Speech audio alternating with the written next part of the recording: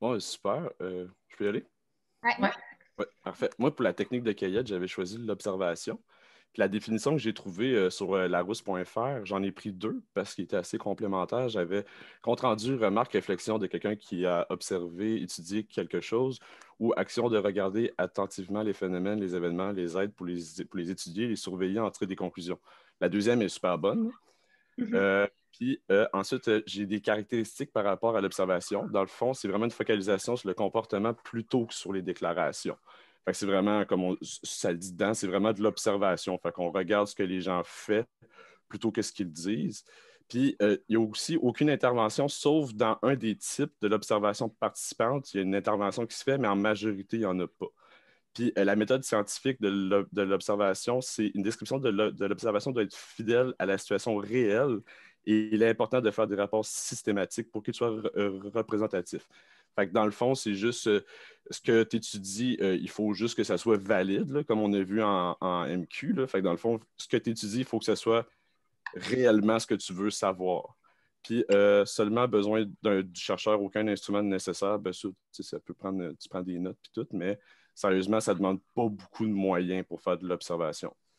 Puis, sur le site, moi, j'ai juste pris un site, puis il m'a beaucoup aidé parce qu'il y avait déjà tous les avantages, les inconvénients, puis tous les types d'observation. Euh, dans le fond, la première, c'est de l'observation participante. Comme j'ai dit tout à l'heure, il y avait une intervention. Ça, c'est le chercheur qui se trouve dans le milieu qui observe et interagit avec celui-ci. Ces types d'observation est utilisé lorsque le chercheur cherche à trouver des informations spécifiques comme il peut forcer les observés à dire ce qu'ils cherchent. Fait que dans le fond, comme je dis, il y a une intervention. Fait que dans le fond, c'est maintenant, tu dis, bon, mais ça fait déjà un bout que j'observe ça, puis veut pas, j'aimerais ça voir c'est ça en fait que je cherche, puis là, ça fait un bout que je le vois pas. Fait que lui, il peut intervenir. Puis, tu sais, il faut quand même qu'il y ait un. Comme je vois dans les avantages puis dans les inconvénients, il faut qu'il y ait un souci de pas trop non plus être. Je t'observe, là. Je te pose une question, puis c'est pour une raison. Il faut que ça soit subtil. Fait que comme je dis, dans les avantages, le chercheur peut lui-même poser des questions pour avoir de plus amples informations. Puis dans les inconvénients, comme je viens de dire, le chercheur peut compromettre l'authenticité de ces informations recueillies, comme les observés peuvent savoir qu'ils sont observés. L'observation non participante, ça, c'est probablement la première, la plus logique, la plus facile à faire. Si le chercheur n'est pas dans le milieu qu'il observe et n'interagit pas avec celui-ci. Fait que ça, c'est vraiment une observation basique. Puis les avantages de cela, c'est que le chercheur, il ne vient pas influencer négativement ces informations recueillies. Fait que ça augmente l'authenticité de ces informations. Puis l'inconvénient, par contre, c'est que s'il ne fait pas d'intervention, il y a quand même un risque qu'il y ait un manque d'information. Puis comme j'ai dit tout à l'heure, il peut regarder longtemps, puis finalement, ce qu'il voulait observer, ben, ça ne s'est pas passé. La troisième, c'est l'observation structurée.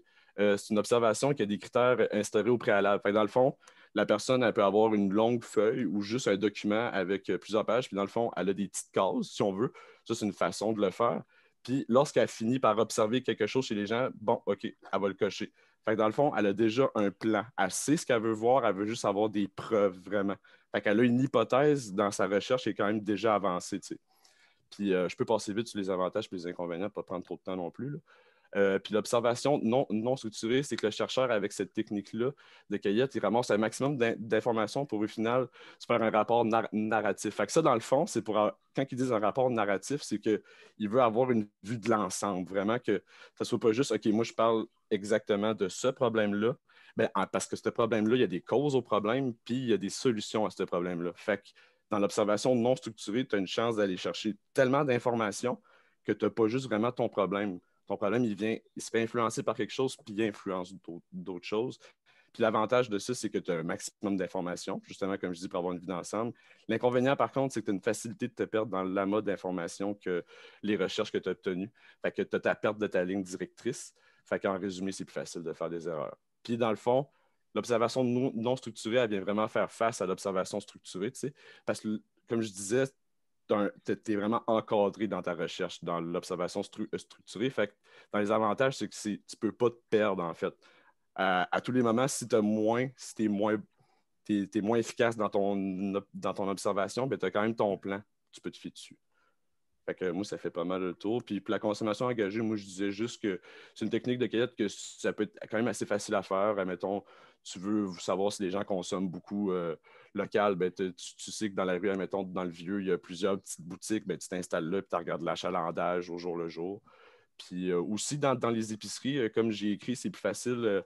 C'est plus facile de savoir que les gens consomment québécois parce qu'à cette heure, on a des étiquettes bleues, puis c'est vraiment indiqué. Fait que tu fais, OK, il y a beaucoup de gens qui vont acheter tes œufs-là plutôt que ces œufs-là. Fait que tu fais juste les regarder faire. Tu n'as même pas besoin de leur poser des questions. Fait que c'est pas mal ça. Fait que tu prendrais quelle observation pour la consommation? Quel type? Vraiment, moi, je prendrais le type d'observation, je dirais plus non participante.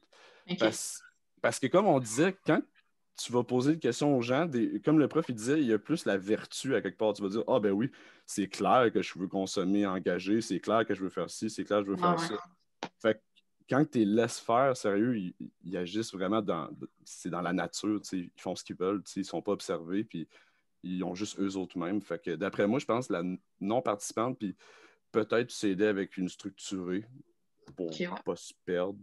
Mais d'après moi, la non-participante, c'est la meilleure. C'est un type d'une technique de recherche tu penses qu'on pourrait prendre, en fond, là, pour observer notre.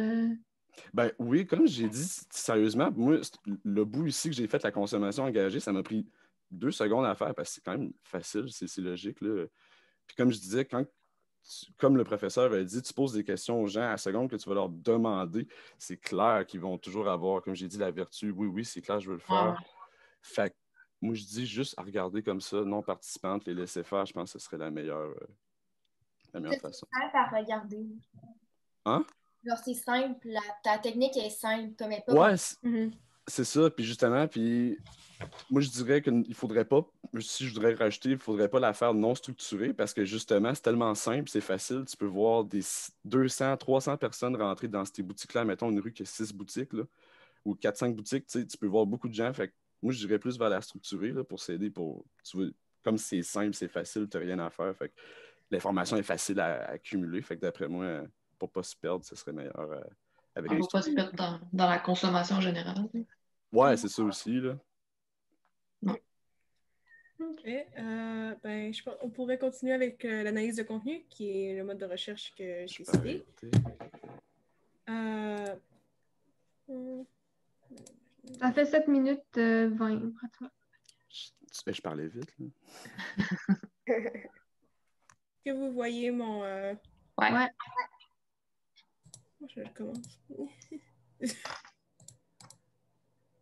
Partir du début.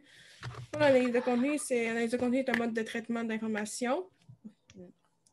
C'est évident. Elle s'applique à toutes les formes de communication, de discours et d'images. Par exemple, ça peut être un texte, un document, ou ça peut être un discours, par exemple, d'un politicien ou d'un premier ministre. Je vous dis ça comme c'est des exemples. Puis elle cherche à décrire et à déchirer tout passage de signation d'un émetteur et d'un récepteur. Dans le fond, ces caractéristiques, je ne sais pas pourquoi j'aurais pas de dire que c'est un mode de traitement d'information. Ça rassemble les techniques descriptives, objectives, systématiques et quantitatives. Ça englobe vraiment tout. C'est pour ça que je trouve que c'est un mode de... C'est une technique de cueillette quand même assez précise et qui va rondement. C'est quand même assez efficace. Comme j'avais dit, ça s'applique à toute forme de communication. Il sert à l'exploitation de documents pour la recherche. Tout ce qui est dit et écrit peut être utilisé dans notre recherche. Mais un des inconvénients, comme j'ai dit, je ne l'ai pas encore. Les étapes d'analyse de contenu, c'est sélection, analyser, lecture, classification et interprétation. C'est pour ça que je dis que c'est quand même assez efficace. Il y a vraiment une étape de choses à faire pour cette analyse-là, pour décider que le document, le discours, l'image soit considéré correct pour cette recherche-là et pertinent. Dans mes avantages, ça permet d'analyser tout ce qui est dit et écrit, puis elle facilite l'objectivité de la recherche, parce qu'on a vraiment tout analysé pour savoir si le document ou l'image était pertinente. L'inconvénient, c'est qu'ils disent que tout ce qui est dit et écrit peut être utilisé, mais il y a quand même un système de décision qui nous aide à décider pour si le texte va être pertinent pour choisir. Ça veut dire, par exemple, dans notre cas, la consommation engagée, on s'intéresse plus à la consommation engagée au Québec, dans notre situation en ce moment. Fait que, il y a beaucoup de documents qui seraient rejetés à ce moment-là. Okay. C'est pas mal ça. Pourrais-tu, genre, mélanger cette technique-là avec une autre? Mettons, tu sais, moi, j'ai l'entrevue, tu pourrais-tu prendre Oui, cette analyse? l'entrevue puis l'observation, c'était noté que j'ai juste oublié de l'écrire, c'était noté qu'on pouvait mélanger.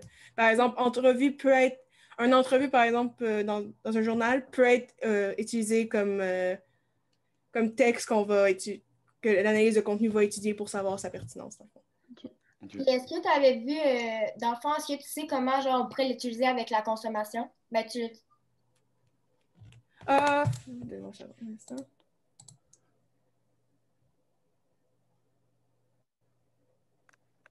Ben, ce que j'avais écrit, c'est que l'analyse de contenu, dans le fond, c'est la première lecture, comme une des étapes, ça va nous permettre de choisir les documents, par exemple. Comme j'ai dit, c'est le phénomène de la consommation engagée au Québec. Fait que, tu sais, je vais pouvoir, avec mon analyse de contenu, je vais pouvoir savoir si le document est pertinent dès le début, genre, c'est juste en première lecture pas complète, là, genre, c'est comme lecture en diagonale qu'on appelle, là, dans le fond. Ouais. Fait que, je pense pas que ça a répondu à ta question, mais je sais pas comment répondre. Mais genre, admettons, dans ton analyse de contenu, genre, tu vas checker si le document, il vient d'où, puis c'est qui l'a écrit, genre, c'est ça? Ouais. Ouais. OK. Juste son authenticité, ça force. Par exemple, si, donné dans le fond? ouais, par exemple, je reviens encore à mon truc, on s'intéresse plus au Québec. Si c'est un auteur de France qui a écrit quelque chose sur le Québec, sur cette consommation-là, Ouais. c'est un des critères que, tu sais, c'est pas un citoyen du Québec qui a écrit ça, c'est pas Authentique, ouais. c'est pas authentique, c'est ça. Non. OK. Ben moi, je peux y aller, là. J'avais l'expérimentation. Je vais essayer de partager mon écran. Je vais There you go. Ah, OK, c'est Et bon. voilà.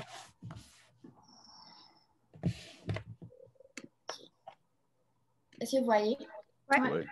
Ouais. Dans le fond, moi, j'avais l'expérimentation. Dans le fond, l'expérimentation est une technique de recherche dont la caractéristique principale est le contrôle et la manipulation de variables. Dans le fond, tu vas avoir deux variables. L'objectif ultime est d'établir des liens de causalité et de relations fonctionnelles, souvent utilisés en laboratoire, ou si on peut l'utiliser sur des recherches, mettons, sur le terrain, là, quand tu vas observer. C'est pour ça que je dis que l'observation est comme essentielle à l'expérimentation. Ouais. Parce que, dans le fond, c'est que, pour expérimenter, il faut que tu observes. Fait que tu n'as comme pas le choix. Là. Vous comprenez? Les deux, ouais, il faut vraiment être sur le terrain. Les deux, tu n'as pas le Ouais, choix. exactement.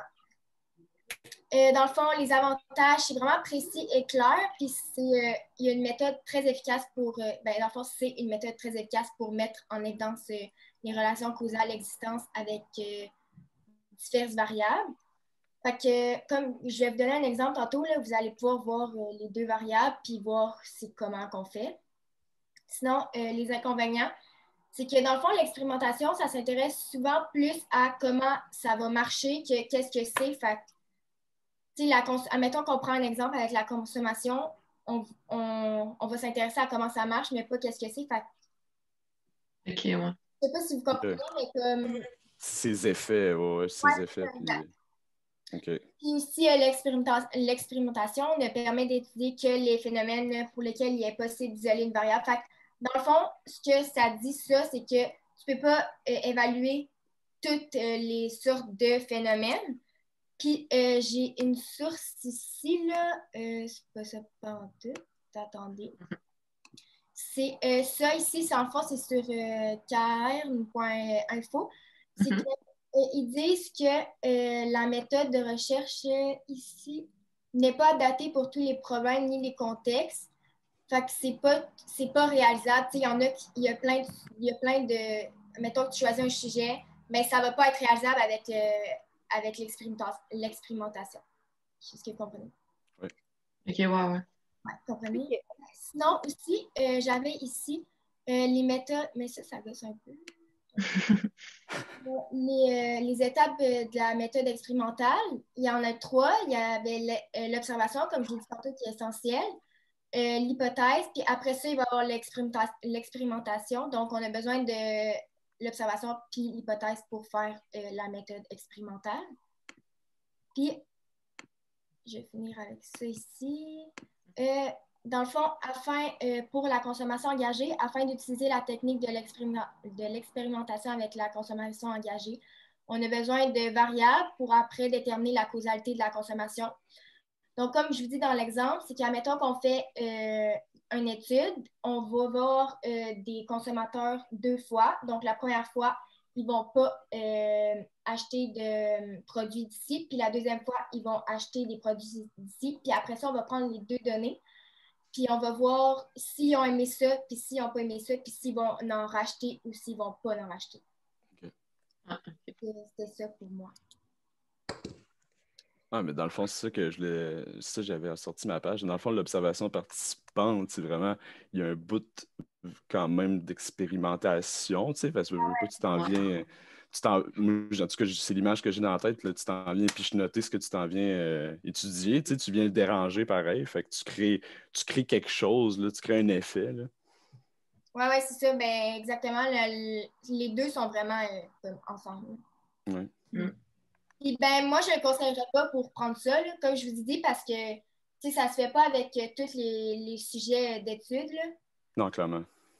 Ouais, ben, c'est une bonne technique, mais je pense pas qu'avec ce que nous, on veut évaluer, ça fonctionnerait. Non, c'est ça. Mais tu sais, Ben, par exemple, un liste de contenu, on peut, excusez-moi, on peut jumeler avec l'entrevue, on peut jumeler avec c'était un discours. Selon moi, je pense que la liste de contenu serait. C'est comme ça qu'on a cherché beaucoup aussi nos premiers actes. Ouais. En analysant des contenus, puis les contenus de documents. Puis... Mais tu sais, ce serait bon l'expérimentation pareil, parce que tu checkerais si les gens vont continuer à consommer québécois. Tu les obligerais, mettons, tu devrais mettre des conditions de OK, tu veux continuer à acheter, tu sais, juste les tester, tu sais, pas des vraies choses que le gouvernement instaurerait, mais OK, tu es prêt à consommer québécois jusqu'à où, tu sais. Ouais, mais ça pourrait être comme secondaire. Là. Ça Ouais, aussi.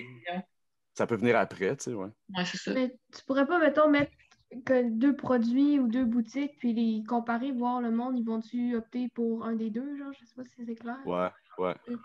Ouais, mais dans le fond, c'est plus si, admettons, il y avait un exemple avec la consommation de boissons énergisantes. Il y avait une fois qu'il ne consommait pas de boissons énergisantes, puis la deuxième fois, il en consommait genre un certain millilitre, admettons. Puis il voyait ce que ça avait sur les gens, dans le fond. Genre la consommation de ça, c'était quoi les impacts. Fait que je pense pas qu'on pourrait comparer entre 2 magasins. Non, Ok. c'est vrai, t'as raison. Ok. OK, ouais, je comprends un peu mieux. Ben là, ça va finir dans 10 minutes, là, selon... Je peux y aller, moi, c'est vraiment pas long, mon truc. Je l'ai fait vraiment quand même court, là. Vas-y. OK. Ce sera pas bien long, là. OK. Est-ce que vous voyez bien? Oui. OK. Fait que le questionnaire, en fait, un questionnaire, c'est une série de questions méthodiquement posées afin de définir un cas, une situation, une demande parmi un grand nombre de possibilités. C'est un outil de recherche en sciences humaines et en sciences sociales. Fait que, il y a plusieurs étapes à l'élaboration d'un questionnaire. Il y a délimitation de l'information à recueillir, formulation des questions, ordre des questions, mise en forme du questionnaire, rédaction de l'introduction et des directives, pré-test du questionnaire, parce que c'est important de le tester pour voir s'il est correct avant. Lancement du questionnaire, analyse des réponses et diffusion des résultats. Les caractéristiques, c'est qu'il compte plusieurs questions. Les données sont exclusivement collectives. Les données sont exploitables que s'il y a un nombre important de participants qui a été interrogé. Puis les questions peuvent être fermées ou ouvertes. Les avantages, c'est que, en gros, dans le fond, c'est que c'est très simple, c'est peu coûteux, ça permet de rejoindre un grand nombre de personnes. L'anonymat va souvent sécuriser les répondants parce que souvent, quand c'est pas anonyme, tu as un peu une pression de répondre quelque chose, tandis que là, souvent, c'est anonyme. C'est pas mal ça. Après ça, dans les inconvénients, c'est juste que tu peux pas vraiment gérer ce que les gens vont répondre. Fait qu'ils peuvent répondre n'importe quoi, puis il y a personne qui va le savoir. Puis souvent, aussi, c'est pas tout le monde qui va répondre. Fait que, des fois, c'est un nombre minimal de personnes qui vont répondre, puis on pourra même pas utiliser les résultats. Je pense pas représentatif. Non, c'est parce que parfois, oui, puis quand tout le monde participe, ça pourrait être représentatif, mais tu sais, s'il y a juste, mettons, les gens de telle ville qui répondent, puis pas les gens de l'autre ville, ben tu sais... Ouais. C'est biaisé Ouais. un peu. Puis pour ce qui est de la consommation engagée, en fait, le lien que j'ai fait, c'est que, ben, tu sais, il y a plusieurs questions qu'on pourrait mettons, on pourrait commencer par poser des questions sur la personne, fait que, tu sais, son sexe, son milieu de vie, son travail. Puis après ça, de poser des questions sur son habitude de consommation. Puis, tu sais, j'ai écrit tous les exemples de questions ici, là, si elle préfère les compagnies d'ici ou celles d'ailleurs, si elle est prête à payer plus cher pour des aliments bio, des aliments locaux. Puis ça nous permettrait de savoir quel type de personne préfère la consommation engagée versus non. Mais en même temps, je ne sais pas si ce serait vraiment la meilleure méthode parce que justement, c'est ça, les gens peuvent répondre n'importe quoi, puis c'est dur de savoir à quel point c'est véridique ce qu'ils disent. Puis c'est facile de dire que moi, ça me tente de le faire puis d'acheter local, mais ça ne veut rien dire que je vais le faire, là. Mais ça revient à ce qu'on disait tantôt, là, avec la vertu. Là. C'est tout le temps touché un peu. Là. Fait que c'est tout. Et il reste 6 minutes. Là, fait que je sais pas si on a le temps, mais au pire, on en refera un deuxième. Là. OK. On peut les coller ensemble. Il reste qui? Il reste moi. 5 minutes. Reste moi aussi. Je vais essayer de me grouiller. Je m'excuse encore. Hein. C'est pas grave. Seul. Je vais dire c'est tout le monde. Là. Bon.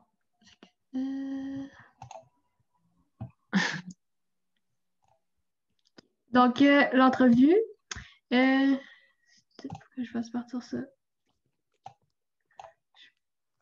Voyons. C'est parce que j'ai une barre qui me... OK, c'est bon. Fait que, qu'est-ce qu'une entrevue? Moi, j'ai pris deux sources, là, fait que j'ai comme fait un mélange à définition. Mais dans le fond, l'interview, c'est un mode d'investigation verbale qui a pour but précis d'obtenir de l'information. Fait que ça va être avec des échanges verbaux entre un intervieweur, donc la personne qui va poser les questions, puis l'interviewé, la personne qui va répondre aux questions, qu'on va être en mesure d'établir un énoncé général. L'entrevue peut prendre diverses formes. Par exemple, elle peut être faite en personne, au téléphone ou genre en ligne. Donc, j'ai vu comme 3 grands types d'entrevues, l'entrevue structurée, l'entrevue semi-structurée, puis l'entrevue non structurée. Puis là-dedans, j'ai remis des espèces de sous-types, là, des sous-catégories. Donc, juste pour donner des courtes définitions, l'entrevue structurée, ça va être vraiment des questions prédéterminées. Je trouve que ça ressemble vraiment à Olivia, genre, le sondage et tout. Donc, dans un certain ordre, puis l'intervieweur, il peut juste clarifier les questions. Il ne peut pas rajouter sa partie à lui. Puis, là-dedans, j'ai vu qu'il y avait comme l'entrevue fermée. Donc, ça va être vraiment pour des données quantitatives. Ça va être peu de liberté et de profondeur. Puis, les questions et réponses vont être standardisées. Fait que ça va être des questions avec des choix de réponses. Puis, tu sais, la personne ne peut vraiment pas mettre sa touche personnelle. Après ça, l'entrevue semi-structurée. Donc, ça va être des questions prédéterminées, mais les réponses vont être faites dans les propres mots de la personne qui répond. Puis, l'intervieweur peut poser des questions de plus pour avoir des réponses plus claires ou plus profondes. Puis, là-dedans, j'avais vu qu'il y avait comme 2 sous-catégories. Donc, l'entrevue à questions ouvertes, qui donne plus de liberté à l'intervieweur. Excusez, non. Ouais. L'intervieweur, il y a une liberté limitée, mais l'interviewé, il va avoir une grande liberté. Puis l'entrevue en profondeur, donc une grande liberté, mais liée à un thème vraiment central. Puis c'est pas très pertinent dans une recherche parce que c'est vraiment un récit de vie. Et puis sinon, il y avait l'entrevue non structurée, donc il n'y a vraiment aucune directive. C'est vraiment une discussion ouverte entre l'intervieweur puis l'interviewé. Puis là-dedans, j'avais 2 entrevues. Donc, l'entrevue centrée, qui est une grande liberté. Ça va être une démarche hypothético-déductive. Puis sinon, l'entrevue clinique, qui va être aussi une grande liberté, avec des informations profondes, mais peu pertinentes dans la recherche. Sinon, j'avais les avantages et désavantages d'une entrevue. Donc, les avantages, c'est que c'est peu coûteux, c'est souple, parce que c'est vraiment les personnes qui mènent la recherche qui vont décider les questions puis comment ils vont faire. Puis, c'est vraiment simple à utiliser. Les désavantages, c'est que c'est des postulats douteux. Comme Olivia disait, dans le fond, c'est que le monde ne sait pas s'ils répondent à la vérité ou pas. Puis l'intervieweur, étant donné qu'il est en personne, ben, il peut influencer la réponse des personnes. Parce que s'il prend un certain ton ou il fait des expressions faciales, ça peut comme influencer le répondant à à dire une certaine chose. Ça, je vais le passer là, parce que c'est pas tant essentiel, mais c'est vraiment les étapes. Puis dans la consommation responsable, ben, c'est vraiment de poser des questions aux personnes. Là. Moi, j'aurais pris une semi-structurée parce que on prédéterminerait les réponses pour avoir comme une certaine constance en chaque personne, mais les personnes peuvent répondre vraiment, donner leur avis, puis donner des tranches de vie. Fait que c'est pas mal ça que j'avais. Ok. Y a-t-il quelqu'un qui a... Ben, ouais, mais ton choix, je trouve qu'il est bon, c'est ce que j'aurais dit moi aussi, là. J'ai comme pas tant grand chose à ajouter parce que je sais pas si c'est ce que j'aurais dit. Mais moi, je trouve Ouais, que... parce que Vas-y. quand c'est structuré, comme j'ai dit tantôt, tu as plus de chances d'avoir des réponses que toi, tu t'attends à avoir. Tu sais, C'est quand ça. tu dis, ah, Colin, tout le monde dit qu'ils trippent sur la consommation engagée, le bio, puis tout. Puis au final, les ventes, ils viennent pas avec ce qu'ils Oui, disent. c'est Tu sais. ça. C'est ça qui est compliqué quand que tu poses des questions à des gens directement. C'est parce que ces gens-là, ils peuvent dire n'importe quoi. Là, ça veut pas dire qu'ils vont le faire. Là, tu sais, mettons, c'est vraiment facile à dire que toi, tu paierais plus cher pour ça, mais dans le fond, c'est ça. Excusez-moi Il y pour a la plein de choses qui t'empêchent, c'est ça. Ouais. T'aimerais beaucoup ça, mais c'est pas nécessairement permis dans ton mode de vie ou tout ça. T'aimerais beaucoup, mais c'est pas... C'est ça, c'est pas représentatif de ce que tu vas faire pour vrai. C'est ça. T'sais, nous autres, ce qu'on veut voir, c'est le vouloir, pas le faire. Non, c'est ça. Nous autres, ce qu'on veut voir, c'est le faire, pas le vouloir. Ouais, c'est ça. Ben, je peux y aller, puis il reste juste moi. Hein? Ouais, mais là, il reste 1 minute 10. Je sais pas ce qu'il va faire. Un go. My God. OK. Ah! Est-ce que vous voyez? Oui. Ouais. OK. Avant de recommencer. Dans le fond, moi, ma technique que j'avais la dernière, c'est focus group. C'est en anglais, c'est pour ça qu'il n'y a pas de E à groupe. Là. Juste pour pas que vous pensiez que c'est une erreur. Ici, c'est la définition que j'avais trouvée dans une de mes sources. Mais je ne vais pas vous la lire parce que moi, quand je la lis, ça va me dire que ça me bug plus que d'autres choses. Fait que c'est juste en gros, c'est une discussion entre des gens que tu veux qu'ils parlent de ton sujet pour voir leur opinion là-dessus, comment eux, ça les concerne, des choses comme ça. Pour ce qui est des caractéristiques, c'est une méthode de recherche qualitative. Fait que, tu ne peux pas avoir des quantités vraiment vu que c'est une discussion entre des personnes. Moi, ce que j'avais lu aussi, c'est que ça réunissait un groupe de 6 à 12 personnes pour qu'ils discutent de soit un ou plusieurs sujets prédéterminés. Souvent, ça dure aussi entre 1 à 2 heures. Fait que c'est quand même long, mais tu as une possibilité d'avoir beaucoup d'informations vu que c'est avec plusieurs personnes en même temps. Par exemple, c'est un maximum de 10 sujets par heure pour pas que ça devienne trop, tu sais, que tu vas dans un sujet pendant 1 minute, puis tu arrêtes, puis tu changes. Sinon, l'objectif de cette technique-là, c'est de recueillir des informations avec les diverses opinions que peuvent avoir les participants. Donc, on étudie vraiment surtout les échanges et les interactions entre les participants, parce que c'est ça qui nous montre s'ils sont d'accord, s'ils ne sont pas d'accord. C'est pas mal ça. Puis, on peut avoir un groupe homogène ou hétérogène, ça dépend de ce qu'on veut évaluer, fait que ça dépend vraiment de notre sujet. T'sais, mettons qu'on veut voir une problématique avec un emploi, ben, tu vas te concentrer avec les gens qui ont cet emploi-là. Tu ne vas pas aller demander à un facteur qu'est-ce qu'il pense du métier de jardinier. Puis sinon, il y a 2 techniques, soit le questionnement ou l'activité en groupe. Mais je ne vais pas vraiment parler de l'activité en groupe parce que ça n'a pas vraiment rapport avec une recherche. C'est tout le temps du questionnement. Tu ne fais pas faire une activité trouver des solutions à la consommation. Tu poses des questions. C'est plus logique là, pour ce que nous, on veut faire. Puis, pour ce qui est des avantages et inconvénients, on va tasser parce que je ne vois plus rien. Ce ne sera pas long. On va voir. Bon. Dans le fond, les avantages, c'est que tu peux interroger, comme j'ai dit, plusieurs personnes en même temps. C'est pas coûteux parce que c'est juste discuter avec des gens. Aussi, vu que c'est en groupe, c'est là que tu peux voir justement les opinions qui divergent, les gens qui se contredisent, puis les gens peuvent donner un argument. Tu sais, quand tu es confronté à quelqu'un, plus de chances que tu expliques ta position parce que tu ne veux pas paraître mal. Aussi, des fois, ça c'est. Je sais pas, ça disait souvent, mais moi j'ai changé pour parfois parce que je pense pas que c'est souvent vrai. On peut aborder des sujets tabous qu'on a en groupe parce que, tu sais, des fois, les gens, ils se reconnaissent dans les expériences des autres, fait qu'ils sont plus portés à en parler que s'ils étaient tout seuls avec toi puis que toi, t'as pas l'air d'être intéressé par la situation de l'autre personne. Aussi, j'ai dit que c'est une forme de communication, excusez, assez naturelle de parler en groupe. Tu sais, c'est pas particulièrement bizarre, là. Aussi, on peut rejoindre des communautés analphabètes, ce qui peut être un avantage s'ils ne savent pas lire, ils ne pourront pas faire un questionnaire. Puis, c'est pas mal ça. Puis, les inconvénients, c'est que, tu sais, comme j'ai dit, tu ne peux pas aller à plus vraiment que 10 sujets par heure. Fait que tu as quand même des questions limitées, même si tu peux avoir beaucoup d'informations. Aussi, vu que c'est en groupe, tu n'as pas nécessairement une participation égale de tout le monde. Il y en a qui veulent vraiment, qui sont plus dominants dans la conversation, ce qui n'est pas à l'avantage quand on fait une recherche. Aussi, les répondants, des fois, ils répondent, comme on a dit plein de fois, pour bien paraître. Encore plus, ils sont devant plein de personnes. Fait que c'est pas nécessairement une bonne façon, surtout avec notre sujet, la consommation engagée. Puis tu peux pas garantir la confidentialité des réponses aux répondants parce que les autres savent c'est qui vu qu'ils étaient là puis que tout le monde parlait.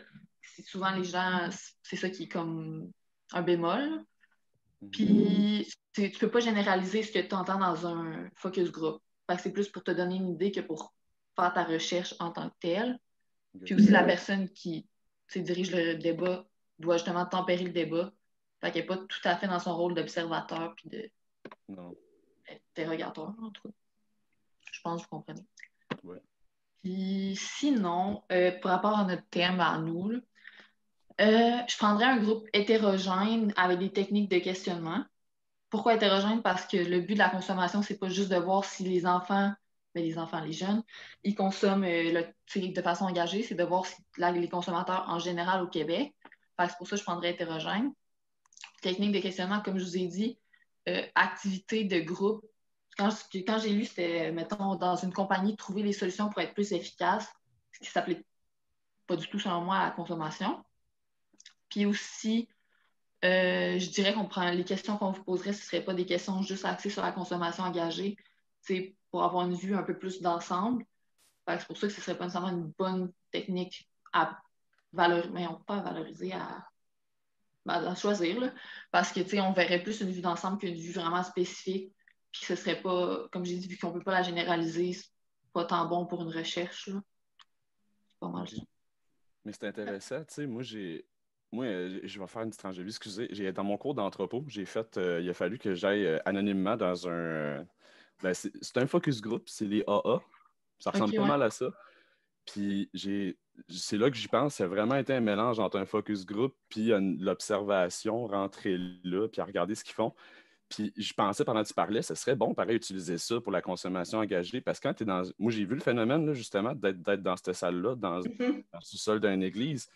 Il y a des affaires qui se disent pas nulle part. C'est sûr que les AA, c'est sûr, ils ont une culture, c'est d'autres... C'est des gens qui sont... choses, C'est sûr, c'est d'autres choses. Ils sont moins gênés, des choses de même. Ils ont vécu des affaires, tu sais, quand ils se ramassent là, c'est pas pour rien. Mais pareil, tu vois que même moi, j'avais quasiment le goût. Hey, j'ai pas du tout leur vécu, mais Christy, ça m'a fait du bien, moi aussi, de voir ça, du monde, vraiment genre un exutoire là, de tout leur mal. Puis je pense qu'on pourrait avoir des meilleures réponses, des réponses plus véridiques avec un focus group. Le fait d'être intime, une petite gang, puis OK, j'avoue, là, j'ai de la misère constamment engagée, parce que je pourrais faire ci, ça, puis il y a un truc intime que c'est moins pire de le dire que c'est écrit sur papier, c'est fini. Tu te dis si c'est ça, tu sais. S'il y a un truc éphémère, que c'est plus là, quand tu sors de la salle, c'est fini, tu sais. Ben, c'est ça. Ben, j'avais pas pensé de ce point de vue-là, mais c'est vrai que de même, ce serait quand même bon. Mais ça dépend des gens que tu as aussi, là. Mais moi, je pense que si on faisait ça, parce que tu peux prendre plusieurs groupes, puis après ça, tu peux faire l'analyse comme Florence en avait. Mais si tu prends plusieurs groupes, mettons un groupe par tranche d'âge, de quoi de même, ça se fait-tu? Ben, peut-être, mais... On pourrait rassembler les données ensemble. C'est ça. On pourrait peut-être rassembler, mais souvent, c'est juste que la technique n'est pas bien vue par les autres, mettons les autres chercheurs, les autres scientifiques, parce qu'ils disent que c'est pas tant généralisable, c'est pas nécessairement des réponses, des résultats fiables. Mais y a-t-il quelqu'un, genre, de l'équipe de recherche qui est là et qui pose des questions, genre, ou c'est vraiment comme ils ont une liste de questions puis ils répondent entre eux? Non, c'est ça, il y a quelqu'un qui leur pose des questions. Dans le fond, le but, c'est que tu as comme un animateur, puis les gens ne savent pas les questions d'avance. Au pire, tu peux dévier tes questions si tu veux, parce qu'ils ne sauront jamais, ils n'ont pas vu les questions. Fait que c'est vraiment selon ce que les gens te répondent. Mais tu as un plan en tête, mais tu y vas avec ce que les gens te répondent. Tu animes les discussions, tu reposes une sous-question. Mais il y a quand même un certain niveau d'intervention qui se fait. Oui, c'est ça. Parce qu'il y a des gens qui ne parleraient jamais sinon. Là. Quand tu choisis ton groupe, tu ne connais pas nécessairement les personnalités des personnes. Je vais essayer d'arrêter de stop share. Mais sérieusement, pour la décision de qu'est-ce qui serait meilleur entre observation et ça, moi, parce que personnellement, je trouve que focus group, il y a des choses qui peuvent se dire qui ne se diraient pas ailleurs. Tu sais. On pourrait quand même mixer les deux, je pense. Là, oui, clairement. Mais c'est juste focus group, il ne faudrait pas le négliger parce qu'il y a un truc que tu pourrais sortir de la vérité de ça. C'est quand même intéressant. C'est ça. Parce qu'un mélange des deux pourrait vraiment te permettre de voir clairement qu'est-ce que les gens feraient. Tu as leur avis en parole, puis après ça, tu as leur geste vraiment genre. C'est ça. Mais là, notre situation du cours, c'est-tu hypothétique? Parce que. Ou c'est vraiment quelque chose qu'il faudrait faire? Je ne sais pas, mais sérieusement, s'il faudrait qu'on décide puis qu'il nous dise le professeur, oui, tu vas faire ça, Moi, personnellement, ouais, je pense que c'est une bonne idée de pouvoir comparer entre un focus group, ce qu'ils disent, puis après ça, faire une observation de OK, est-ce que ça s'applique vraiment à ce qu'ils disent? On pourrait utiliser les deux, là. Moi, je ferais quasiment le contraire, genre observation en premier, puis après ça, focus group, là. Moi, je ferais OK. focus group Ah. en premier, puis après ça, observation pour voir si les gestes suivent les paroles. Genre. Ouais. Ouais, mais c'est parce que s'ils savent qu'ils vont être observés, genre, c'est sûr qu'ils vont comme changer leur façon d'agir, tandis que En même temps, s'ils les t'es regardent en premier, ben ils risquent Ouais, d'agir plus naturellement. Là. Ouais. Mais tu sais, Ouais. moi, je parlais genre une observation non participante, t'étais quasiment caché dans un buisson, là, tu sais. Ok, ouais. En même Tu temps, comprends? Mais non, mais c'est pas fou, ça. parce que, tu sais, c'est dur pour nous. Mettons, là, que c'est vrai qu'on le fait dans la vraie vie, là. Mettons, là. Hey, Ouais. je ne vais pas suivre les personnes que... Tu sais, premièrement, il y a le COVID, ça va être tough de faire un focus group. Deuxièmement, Ouais, je ne vais pas aller suivre les personnes dans leur magasinage pour voir qu'est-ce qu'ils font. non, Mais si déguise en commis d'épicerie, ça pourrait peut-être faire la job. Là. Ouais, c'est ça. On travaille tous dans les épiceries des pharmacies, de toute façon. On est déjà bon. Ouais, c'est ça. Fait qu'on prendrait focus group puis observation. Ouais. Ouais, avec analyse un peu. Ouais, ben analyse, je pense qu'on n'a pas le choix de le faire, même si L'analyse de contenu, il va falloir le faire, tu sais, à la fin, tu sais, après avoir fait la collecte d'informations, il va falloir analyser après qu'est-ce qui est important et qu'est-ce qui n'est pas, là. Ouais, clairement, à la fin puis au début, tu as une idée aussi de qu'est-ce que. Ouais. Pour créer une hypothèse, si tu peux pas parler de même, faut que tu aies une Donc, connaissance. faut que t'as documenté avant. Ouais, c'est ça. Ça va pas juste sortir. Ok, Ben, ouais. Bon, j'ai arrêté à l'enregistrement. Là.